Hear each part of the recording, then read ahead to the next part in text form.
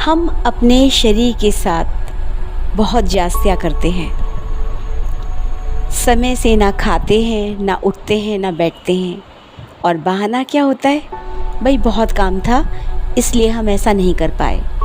अरे पहले काम है उसके बाद देखेंगे।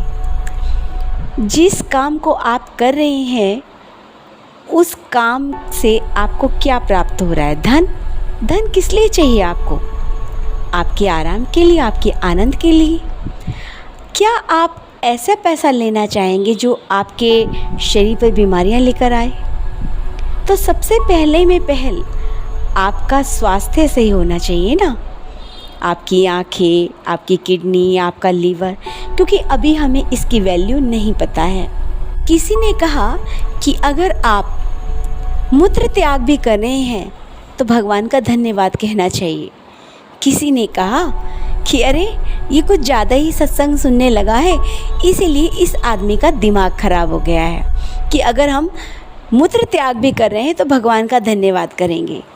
इत्तेफाक कुछ ऐसा हुआ कि उसके शरीर को मूत्र नली की आवश्यकता पड़ गई, यानी उसकी किडनी में कुछ प्रॉब्लम आ गई। तब उसे एहसास हुआ कि वह व्यक्ति गलत नहीं कह रहा था। हमें अभी अपने शरीर के अंदर जो भगवान ने फ्री में दे रखा है उसकी कोई वैल्यू नहीं करते। फिर जब वही बीमारियां बनकर उन चीज़ों को डैमेज करने लग जाते हैं, आपके ऑर्गन डैमेज होने लगते हैं, तब आपको उनका एहसास होता है।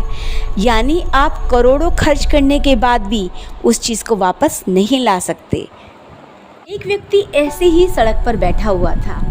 मालूम पड़ा कि वो अंधा है और भिखारी अपना रास्ते में किसी ने बिठा दिया। जन्मजात से ही वो अंधा था। लेकिन यहीं पर बात नहीं रुकी। बाद में पता चला कि उसके दोनों बाजू भी नहीं है। अरे बाप रे, ये तो वाकई में एक तो अंधेरा, आँखों में कुछ नहीं, कोई रोशनी बचपन से नहीं, और उसके दोनों हाथ भी किसी एक्सीडेंट की वजह से वो दोनों हाथ भी उसने गंवा दी। ऐसे में रहा ना गया। पूछ ही बैठे कि भैया ये कटोरे में पैसा तो इकट्ठा कर लेते हो आप, लेकिन खाने का कैसे करते होंगे? तो उसने बोला कुछ नहीं साहब, सामने एक ढाबा है ना, यहीं से आवाज़ लगा देता हूँ। अरे ननकू, अरे सुन रहा है? कटोरे में देख पैसे हैं क्या? बस जितने पैसे हैं उसकी रोटी दे दे। और वह लड़का मुझे रोटी ला देता। तब मैंने पूछा चलो रोटी तो आ गई, लेकिन आपके तो हाथ भी नहीं है, आप खाते कैसे होंगे? खाता कैसे हूँ? अब भगवान की दुनिया में आया हूँ तो जीना तो पड़ेगा ही। मैं यहीं बैठा हुआ आवाज़ लगाता हूँ, ए भगवान के बंदो, अरे कोई मुझे सुन रहा है? मैं आँख से अंधा हूँ, मैं आँख से अंधा हूँ, देख भी नहीं सकता, और मेरे दोनों हाथ भी नहीं हैं। कोई भगवान को मानने वाला ये 2 कोर मुझे खिला दो। और कुछ ऐसे ही चले जाते हैं और कोई भगवान का बंदा मुझे अपने हाथों से दौड़ने वाले खिला जाता है। चलो खाना तो आपको खिला दिया, प्यास भी लगती होगी। तब ये बराबर में कोई घड़ा रख गया है ना, मैं अपने पैर से सहारा देकर इसमें कटोरे में पानी आ जाता है, मेरी खिसका खिसका के वहाँ तक ले जाता हूँ।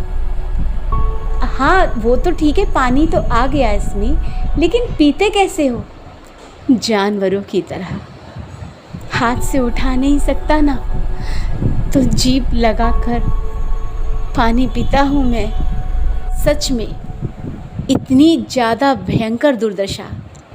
और हम अपने घर में छोटी सी कमी हो जाती है तो उसको रोने लग जाते हैं, कोसने लग जाते हैं।